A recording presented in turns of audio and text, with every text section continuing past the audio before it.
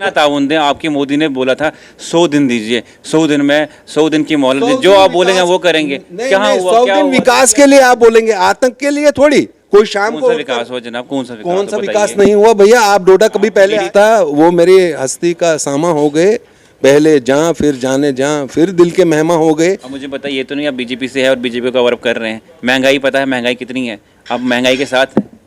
महंगाई के साथ कौन होगा? तो क्यों है महंगाई? नहीं, क्या आप क्या एक्सपेक्ट कर रहे हो कि ये नरेंद्र मोदी जी इसलिए बोल रहे हैं कि 200 रुपए दाल बेचो?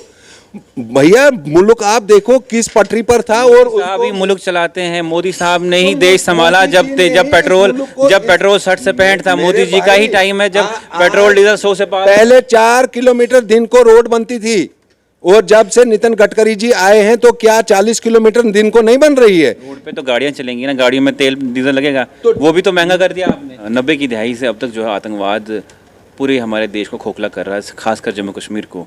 आपकी भाजपा सरकार अब है जम्मू कश्मीर में, और भाजपा सरकार ने बड़े वादे और दावे किए थे कि जम्मू कश्मीर में आतंकवाद को ख़त्म कर दिया जाएगा। 5 अगस्त 2019 के बाद ऐसे वादे किए कि जम्मू कश्मीर को नया जम्मू कश्मीर बना दिया जाएगा। क्या आपको लगता है वो जम्मू, अपने दिल पे हाथ रख के बोलेगा, क्या आपको लगता है कि वो जम्मू कश्मीर आज नया जम्मू कश्मीर है? आज जो जम्मू कश्मीर में आतंकवाद ख़त्म हो चुका है, जिस आतंकवाद की वजह से डोडा में भी लोगों की जाने गई। कितना ऐसा चलेगी भाजपा? जैसे 70 साल आप मिसाल देते हैं, क्या जो अगली गवर्नमेंट आएगी वो भी आपकी मिसाल देगी कि 70 साल भाजपा ने राज किया, आप देखो हम करेंगे? नहीं, वो तो आप देख रहे होंगे, तो उतनी तो कोई मौके हम दे नहीं रहे हैं। आप देख रहे हैं कि आज तक क्या हुआ, मुझे बताइए ना, ग्राउंड जीरो पे क्या हुआ? कोशिश है कि हम डेवलपमेंट के लिए लोगों के दिमाग को ले जाएंगे। हम उस बुरे दिन को याद जरूर करते हैं, लेकिन अल्लाह से दुआ करते हैं कि वैसे दिन अब न दिखाए। ना किसी मुसलमान के घर में हमें लाश जानी अच्छी लगती है, और ना किसी हिंदू के घर में। हमारी कोशिश है कि लोगों को, जो नौजवान बच्चे हैं, उनको उन चीज़ों की तरफ जाने नहीं देना। मुझे बताइए, आज के दिन में भी कश्मीर में जो फेक एनकाउंटर्स बताया जाता है, वहाँ भी लोगों की जाने जाती है, उनके घर वाले बाहर निकल के आते हैं कि फेक एनकाउंटर हुआ है। हैदरपुर एनकाउंटर की बात बताइए कि वहाँ पे भी जो घर वाले हैं वो बोलते हैं कि फेक एनकाउंटर में मारे गए।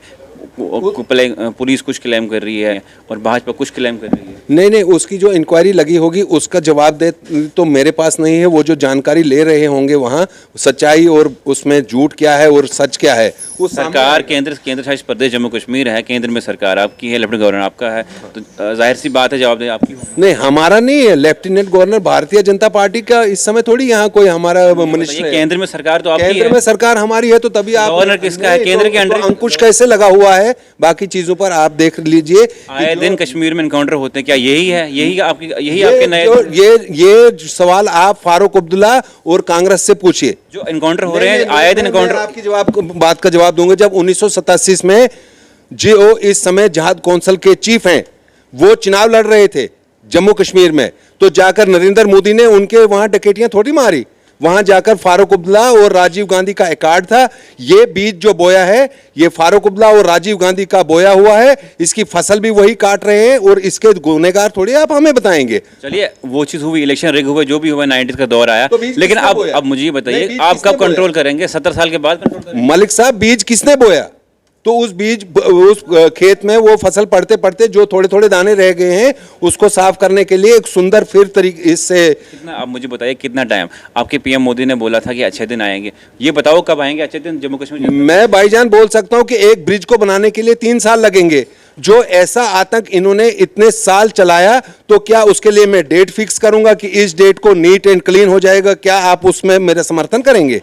जब तक लोग यहाँ पूरा साथ नहीं देंगे, ताउन नहीं देंगे, और जिन दिशाओं को ताउन दें। आपके मोदी ने बोला था 100 दिन दीजिए, 100 दिन में 100 दिन की मोहलत दीजिए, जो आप बोलेंगे वो करेंगे। कहाँ हुआ? 100 दिन विकास के लिए आप बोलेंगे, आतंक के लिए थोड़ी। कोई शाम को विकास हुआ जनाब? कौन सा विकास नहीं हुआ भैया? आप डोडा कभी पहले तंत्र मंत्र के बादशाह, भारत के जाने माने सर्वश्रेष्ठ गुरु खान बंगाली, मिलेगा हर समस्या का समाधान गारंटी के साथ। मेरी बेटी की शादी के लिए बहुत से रिश्ते आते थे, पर कोई न कोई अड़चन पड़ जाती थी। इसी वजह से मेरा पूरा परिवार बहुत परेशान था। बाबा जी की दुआओं से आज मेरी बेटी एक बड़े घर की बहू बनी। भटको चाहे जहाँ, काम होगा सिर्फ यहाँ। गृह कलेश, कर्ज मुक्ति, प्रेम विवाह, जादू टोना, पति पत्नी में अनबन, सौतन या दुश्मन से छुटकारा, विदेश यात्रा में रुकावट, फिल्मों में प्रवेश और कोर्ट कचहरी जैसी समस्याओं का समाधान। गुरु खान बंगाली, घर बैठे पाएं समाधान। अभी कॉल करें 8448277903। जम्मू कश्मीर के डोडा डिस्ट्रिक्ट में एक ऐसी घटना हुई जिसमें 5 जनवरी 1996 में लगभग 16 लोगों की जान ली आतंकवादियों ने। और क्या कुछ घटना थी, क्यों ये सब चीज़ें हुई, मेरे साथ बात करने के लिए है इश्ताक अहमद वानी जी, जो भाजपा के सीनियर नेता है। बातचीत करने की कोशिश करेंगे और भी सवालात हैं वो भी उनसे पूछेंगे। आपका बहुत बहुत स्वागत है। पहले तो अफसोस और आपका खैर मकदम कि आपने मुझे मौका दिया, आपका शुक्रिया और आपके चैनल का भी बहुत बहुत शुक्रिया। वो दिन 5 जनवरी 1996 मैं अभी जिक्र कर रहा था कि उसमें 8 बच्चे ऐसे थे जो 18 साल के थे, एक 17 साल का था, कुछ 22 साल के थे। उसमें 2 लोग ऐसे थे जो 50 क्रॉस करके थे, 54 साल उनकी उम्र थी। वो रात को अपने अपने घरों में सोए थे और कुछ लोग बंदूकधारी उनको गए और स्वामीराज नाम के एक शख्स को घर से बुलाया और वो बाहर आ गए।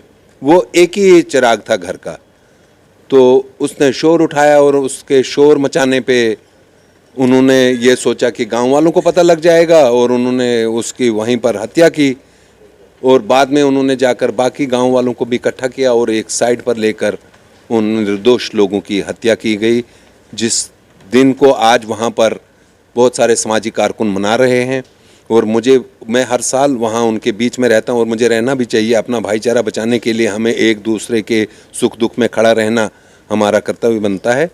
आज मेरी थोड़ी शरीक हयात की तबीयत ठीक नहीं थी, इस बिना पर मैं नहीं पहुँच पाया वहाँ, उसके लिए मैं उनसे माफ़ी चाहूँगा।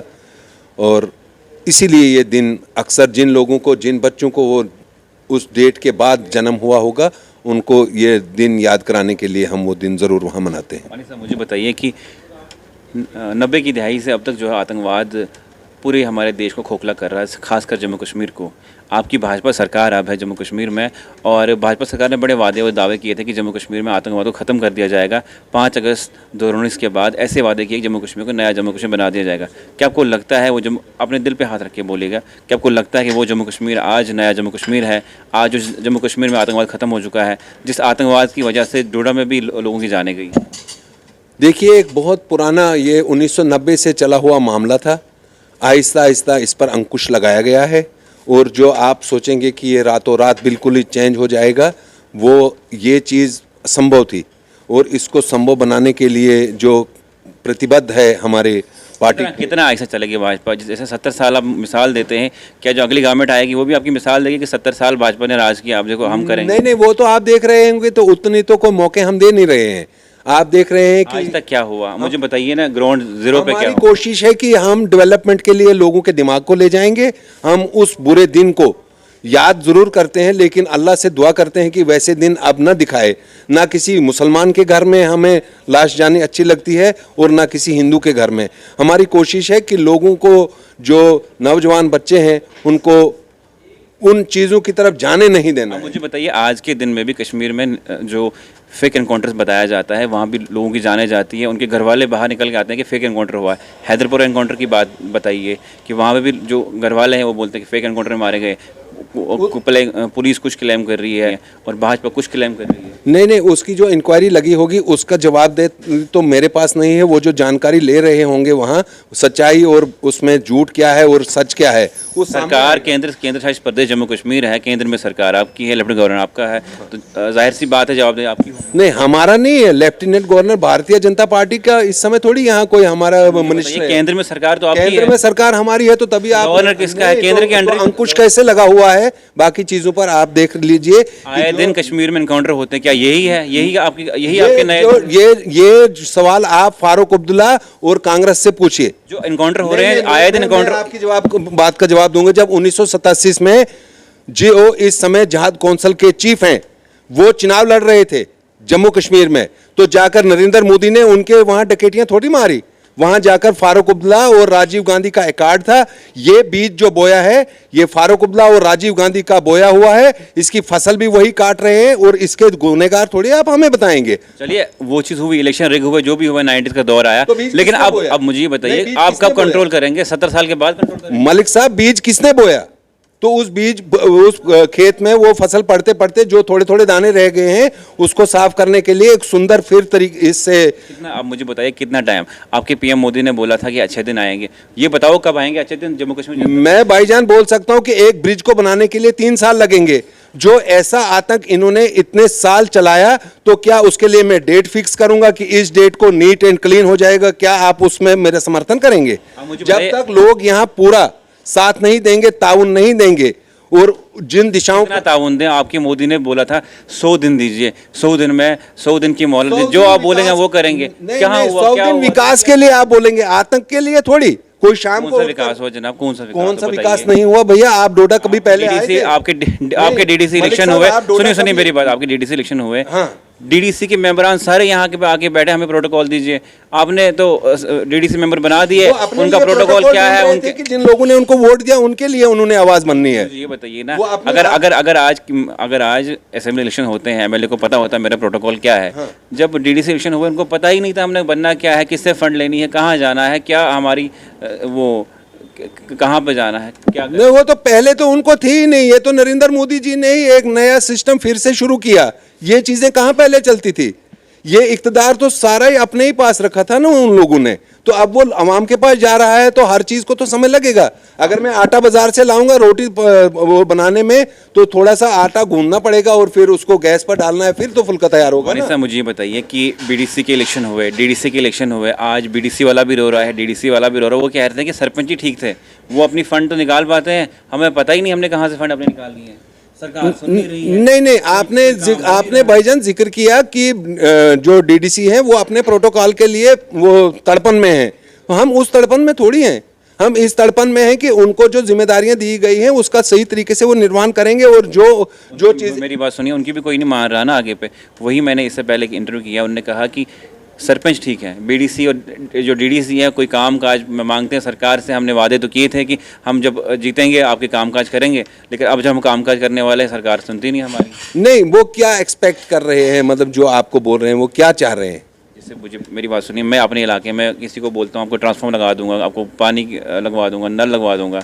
जब मेरे पास फंड्स ही नहीं होगा मैं कहाँ से लगवा दूँ? जब मैं हायर अथॉरिटी से फंड लूँ वो सुनेंगे कहाँ से आएंगे? नहीं, जो फंड्स उनको दिए गए हैं उनका वो न्यूट्रलाइज कर रहे हैं। जो उनकी बाकी जो डिमांडें होंगी वो भी पूरी की जाएंगी। अब आहिस्ता रफ्ता रफ्ता वो मेरी हस्ती का सामा हो गए। पहले जहाँ, फिर जाने जहाँ, फिर दिल के मेहमा हो गए। अब मुझे पता ये तो नहीं आप बीजेपी से है और बीजेपी को कवर कर रहे हैं। महंगाई पता है महंगाई कितनी है? आप महंगाई के साथ हैं? महंगाई के साथ कौन होगा? तो क्यों है महंगाई? नहीं, क्या आप क्या एक्सपेक्ट कर रहे हो कि ये नरेंद्र मोदी जी इसलिए बोल रहे हैं कि 200 रुपए दाल बेचो?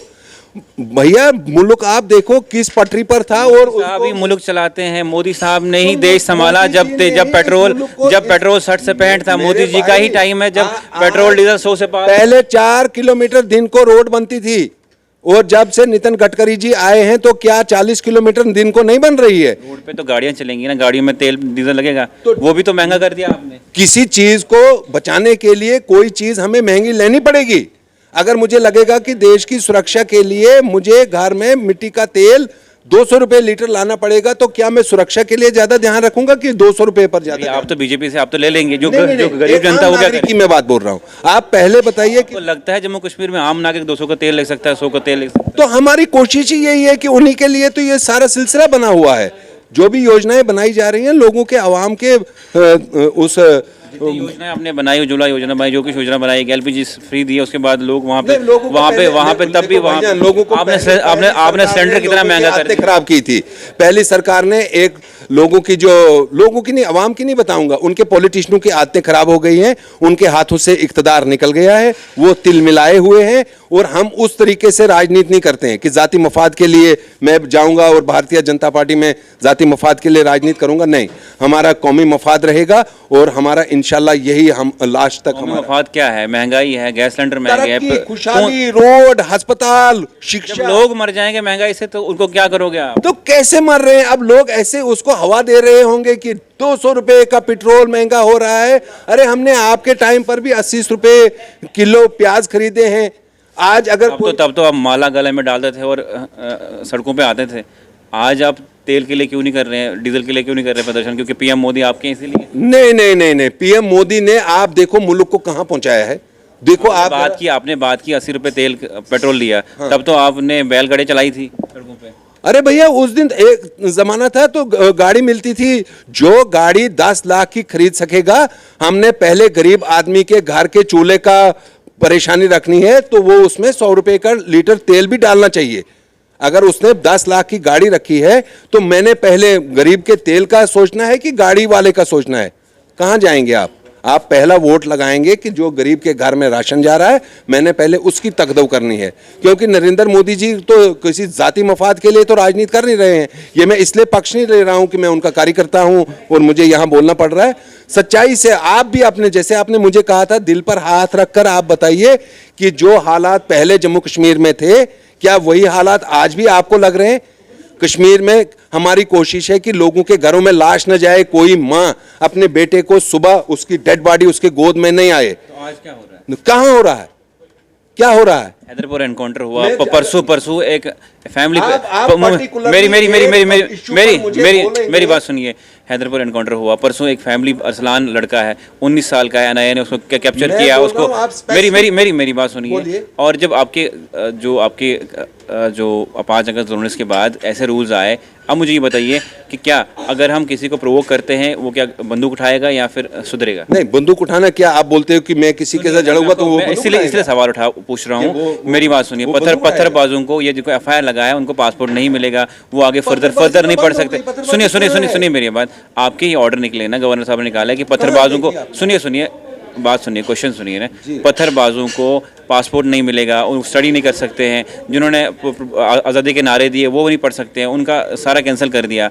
जब आप इस तरह बच्चों को टॉर्चर करोगे, आपको लगता है कि बच्चे सुधरेंगे या बिगड़ेंगे? ये मुझे बताओ। मेरे भाई, मुझे आप एक बात बताइए, मैच लगा हुआ है, अगर फर्ज करो इंडिया पाकिस्तान का मैच लगा था, उसी पर आप जा रहे हो, मुझे पूरा यही यकीन है, बात वो वहीं जाकर टिक रही है। मैच लगा हुआ है और मैच हिंदुस्तान और पाकिस्तान का लगा हुआ है, इंडिया मैच हार जाता है, क्या आप वो पढ़े लिखे बच्चे हैं जो अंदर बैठे हैं कि अनपढ़ थे? अगर कोई अनपढ़ आदमी हरकत करेगा भी, मैं 100 बार उस चीज को सोचूंगा कि ये एक अनपढ़ आदमी था।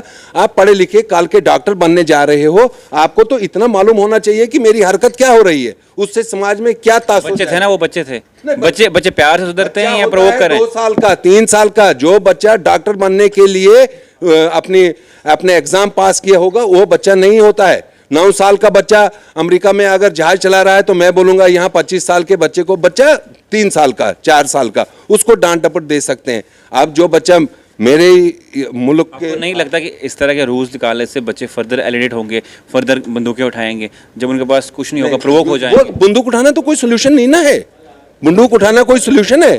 तो अगर उनको तो वही प्रोवोक कर रही है। नहीं, बिल्कुल भी नहीं। हमने उन बच्चों को अगर अंदर मतलब अरेस्ट किया है, तो अगर उन पर थोड़ी सी नकेल नहीं कसी जाती तो कल और मैच लगे होते तो और वहां आप हिंदुस्तान मुर्दाबाद नारे लगाएंगे? अच्छा नहीं लगता? 5 अगस्त 2019 के बाद क्या कुछ बदलाव आया जम्मू कश्मीर में, या आपके डिस्ट्रिक्ट रोड में ले लो, क्या बदलाव आया? नहीं, आपको क्या लग रहा है उससे पहले जो था तो क्या लग रहा था आपको कि आज नहीं है? आप बताइए ना, क्या बदलाव आया? नहीं, किस किस्म का आप बदलाव चाहते थे? डेवलपमेंट, हमारी तरक्की क्या हुई, जीडीपी कहाँ पहुंची, महंगाई क्या हुआ? मेरे पास 100 चीजें हैं, मैं बताऊंगा। 5 अगस्त से पहले आप जो यहाँ देख रहे थे कि जब कश्मीर में नरेंद्र मोदी जी की सरकार से पहले सुबह कैलेंडर बनता था, शाम को उसी कैलेंडर पर आपने चलना था, 20 निर्दोष लोगों की दिन को हत्याएं होती थी। हमारा पहले ये कोशिश रही कि हमारे लिए लोगों की जानें पहले ज़्यादा ज़रूरी हैं। हमने उसके लिए अगर रोड बनाने में प्रीमिक्स को थोड़ा टाइम लगेगा, उसके लिए हमें उतनी टेंशन नहीं रहेगी, लेकिन जो हर घर में सुबह लाश चली जाती थी, एक माँ रोती थी, एक बहन रोती थी, कोई विधवा हो जाती थी, हमारी पहली कोशिश ये रही कि हम उस चीज़ को ख़त्म करें। क्या आप इस बात पर दिल पर रखकर हाथ ये कह दो कि ये बात सच्ची नहीं है?